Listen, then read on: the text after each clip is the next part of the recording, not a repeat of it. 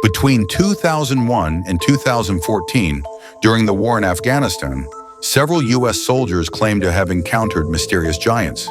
There were even rumors that an American Special Forces unit engaged in a fierce firefight with one of these beings and, using superior firepower, eventually killed it.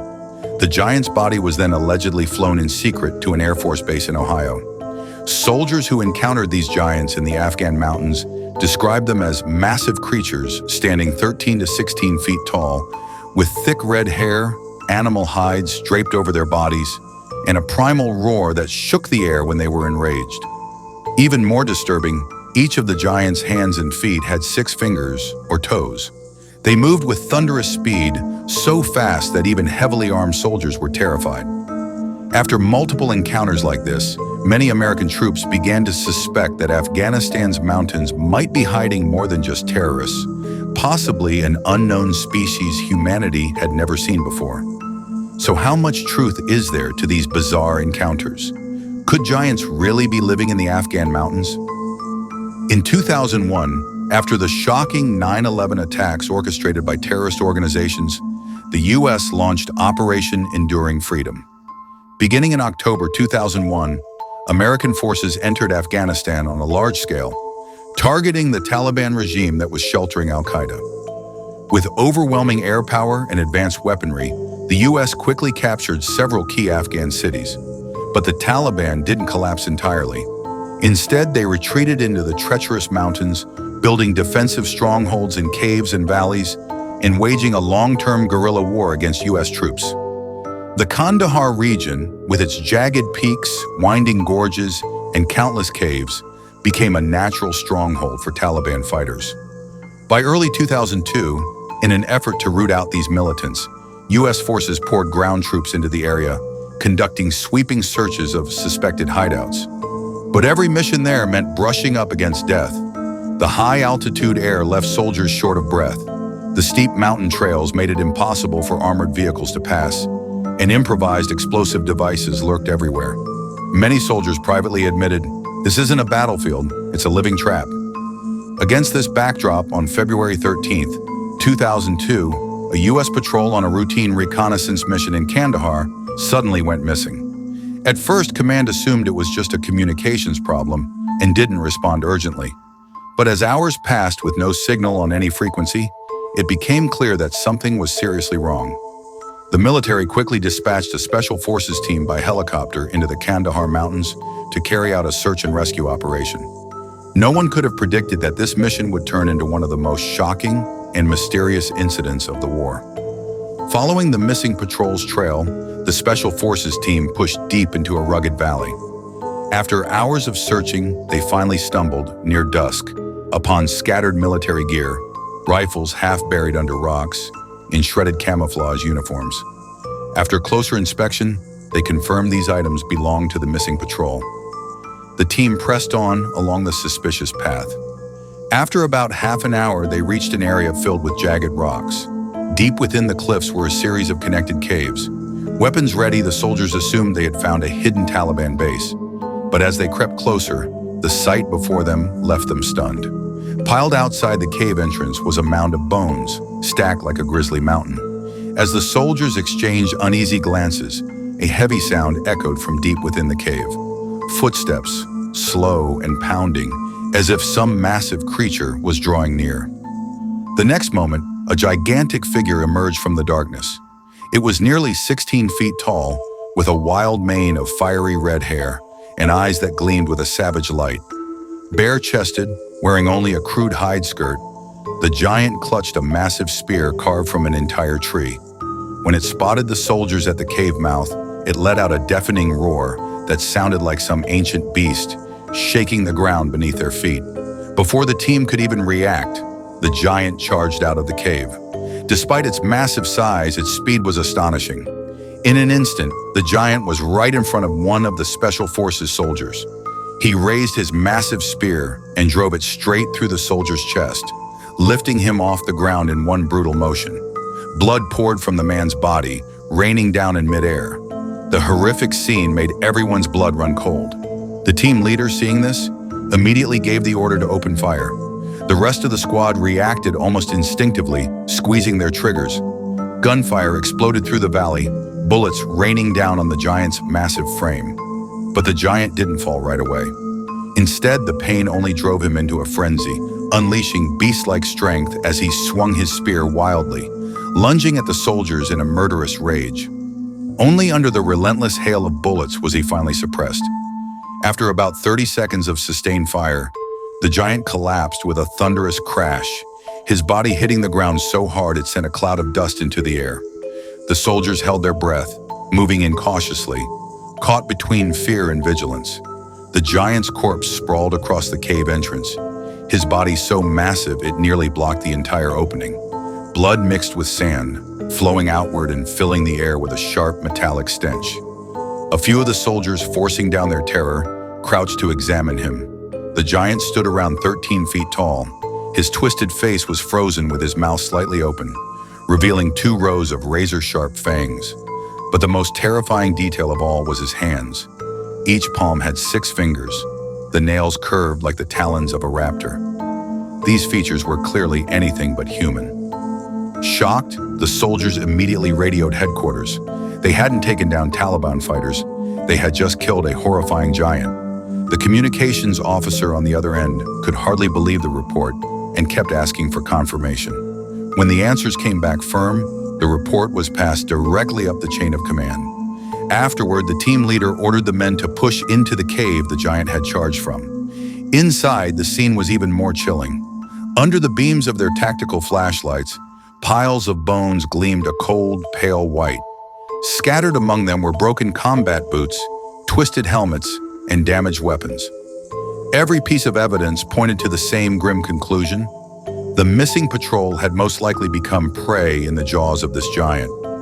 Just as the Special Forces soldiers were preparing to push deeper into the cave, a transport helicopter arrived, bringing pallets and securing equipment. The soldiers strapped the giant's body onto a heavy-duty pallet, tightened the steel cables, and as the helicopter roared overhead, the massive corpse was slowly lifted into the air, dangling above the ground before being flown out of the valley. Almost immediately, orders came down from command. All soldiers were to return to base at once. When the team finally reached the base, what awaited them was not honor, but a string of cold, detached interrogations. Every surviving soldier was gathered into a hastily assembled conference room. Officers came in with stern faces, demanding a step-by-step account of the mission, down to every gunshot and even every breath. In the end, several thick stacks of classified non-disclosure agreements were placed in front of them. The chilling message was clear. This incident was never to be spoken of outside. Anyone who broke silence would face a military tribunal. From that moment on, the giant's body vanished completely. No one ever saw it again.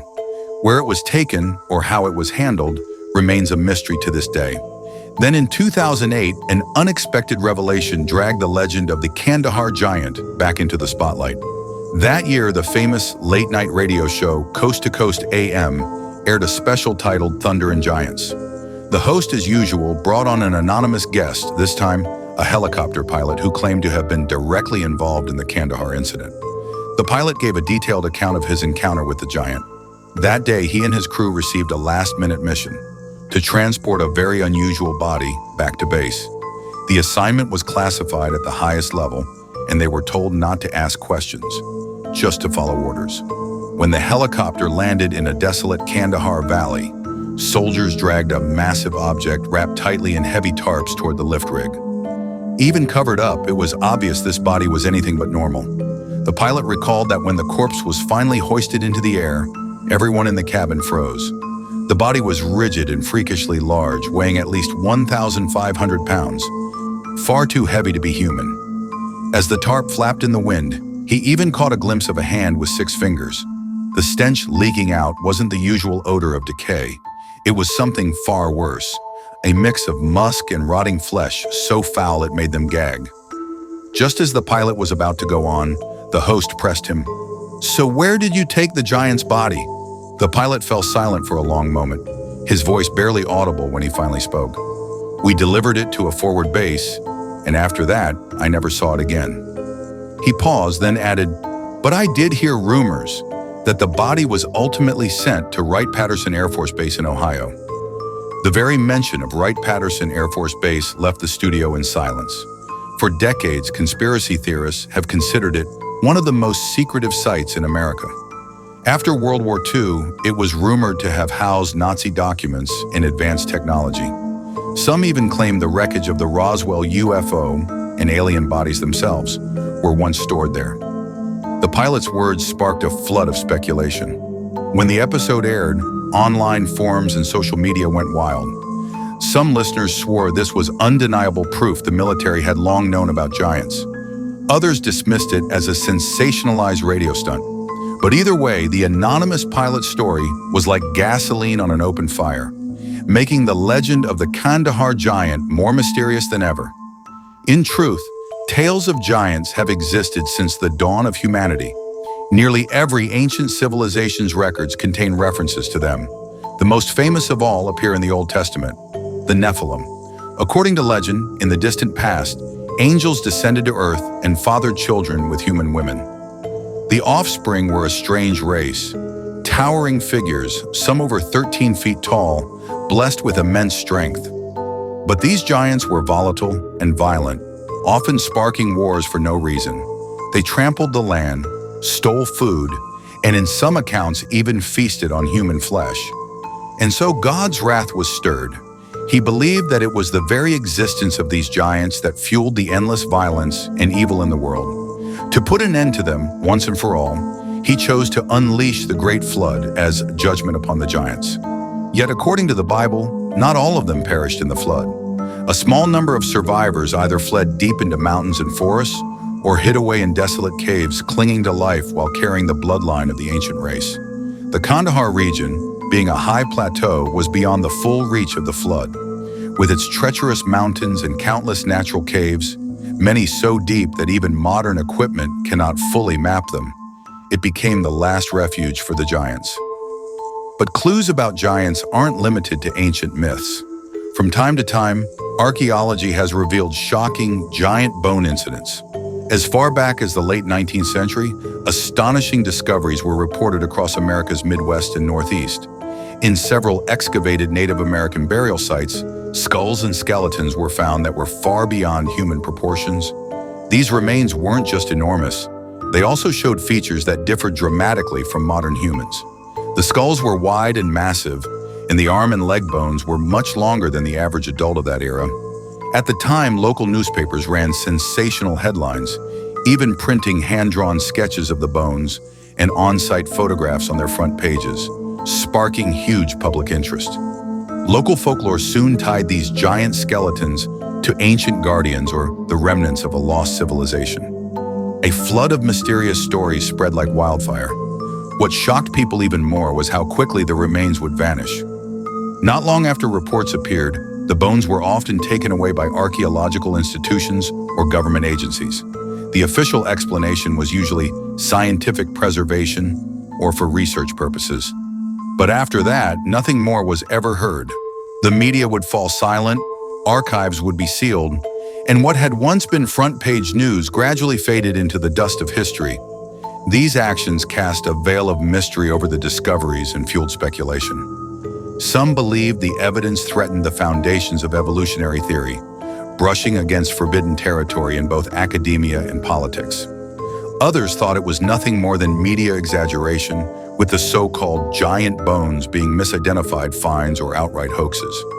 Yet, like scattered fragments of a puzzle, these legends and scattered clues all seem to point toward the same possibility, that a race of giants may once have truly walked this earth, and traces of their existence still linger.